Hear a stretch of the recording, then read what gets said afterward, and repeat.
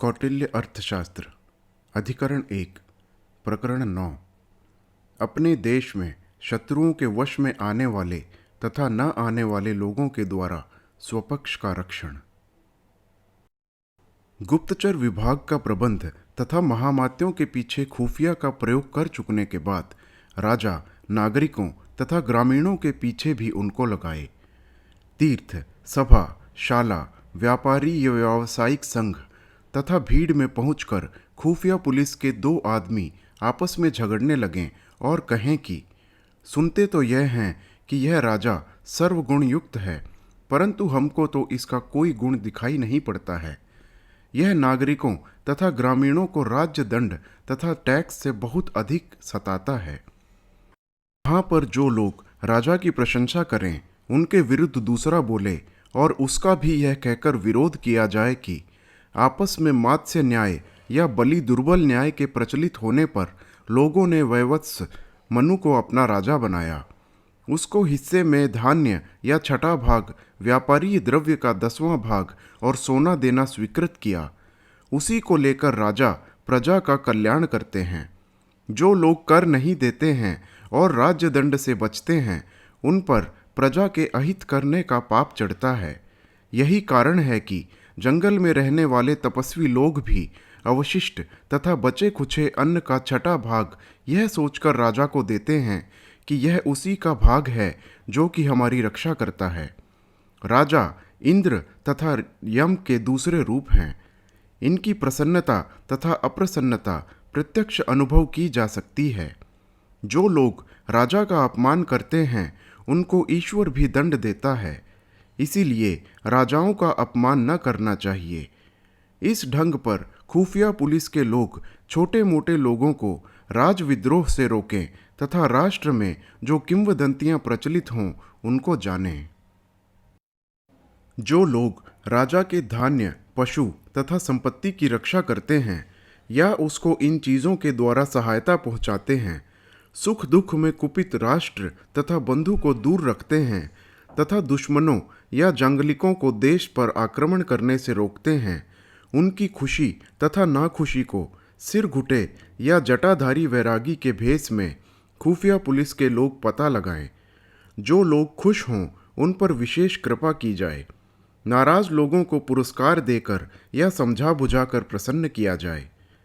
यदि इस पर भी वह नाराज रहें तो उनको सामंत, आटविक या देश बहिष्कृत राजकुमार या कुलीन से लड़ा दिया जाए। इस पर भी यदि वह शांत न हो तो उनको राज्य कर इकट्ठा करने वाला या राज्य दंड देने वाला बनाकर लोगों को उनसे कष्ट कर दिया जाए।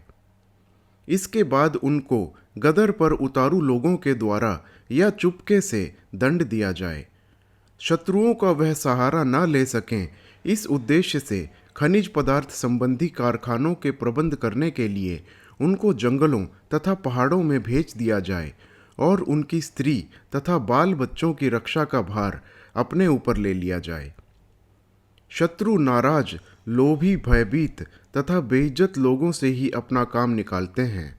इसीलिए ज्योतिषी, शगुन बताने वाले तथा मुहूर्त निकालने वाले व्यक्ति के भेष में खुफिया पुलिस के लोग उनका दुश्मन के साथ तथा एक दूसरे व्यक्ति के साथ संबंध जानते रहें। राजा संतुष्ट लोगों को धन तथा इज्जत से खुश रखे और असंतुष्ट लोगों को साम, दाम, भेद तथा दंड से अपने काबू में रखे। इस ढंग पर वह अपने देश में छोटे बड़े कृत्य तथा अकृत्य लोगों को भी दुश्मनों की गुप्त मंत्रणा से सुरक्षित रखे। प्रकरण 10 परदेश में कृत्य तथा अकृत्य पक्ष के लोगों को वश में करना।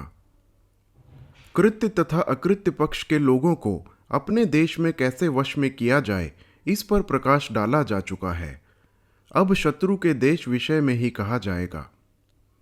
वह सब लोग क्रुद्ध वर्ग में सम्मिलित हैं जिनको किसी वस्तु के देने की प्रतिज्ञा या वचन देकर धोखा दिया हो, कारीगरी में या पुरस्कार में एक सदृश काम करने पर भी बेइज्जत किया गया हो, राज दरबारियों ने तंग कर रखा हो, जो कि बुलाकर दुत्कारे गए हों, चिरकाल तक विदेश में रहने के कारण तकलीफ उठा चुके हों, बहुत अधिक धन खर्च करने पर भी नुकसान में हों, अपने अधिकार तथा दायाद से वंचित हों, इज्जत या राज्य अधिकार से च्युत किए गए हों, समान पद के लोगों तथा संबंधियों के कारण ऊपर उठने से रोके गए हों, जिनकी स्त्री का अनादर किया गया हो, जिनको कैद में डाला गया हो, छिपे छिपे पिटवाया या दंड दिया गया हो, पाप कर्म से रोका गया हो, जिनका सर्वस्व कुड़क कर लिया गया हो, जिनको कैद में देर तक रहने के कारण कष्ट हो, तथा जिनके बंधु बांधवों में से किसी को देश निकाला दे दिया गया हो।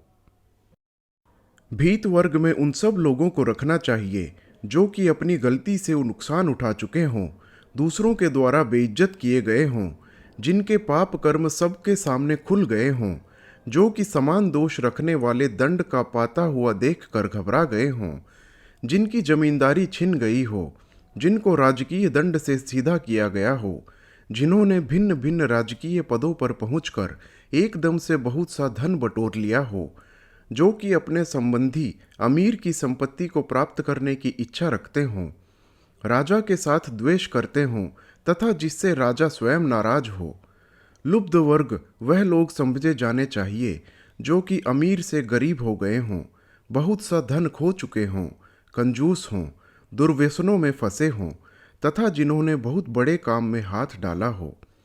इसी प्रकार मानी वर्ग में उन सब लोगों को रखना चाहिए जो कि स्वावलंबी हों, मान के इच्छुक हों, प्रतिद्वंदी के आदर से चिढ़े हुए हों, जिनका नीच लोग आदर सत्कार करते हों, जो कि तीक्ष्ण स्वभाव वाले हों, साहस के कामों में हाथ डालते हों तथा अत्यंत भोग विलास से तृप्त न हुए हों, मुंड तथा जटाधारी के भेष में खुफिया जो जिस ढंग का कृत्य पक्षीय हो उसको उसी ढंग की बात सुझाए।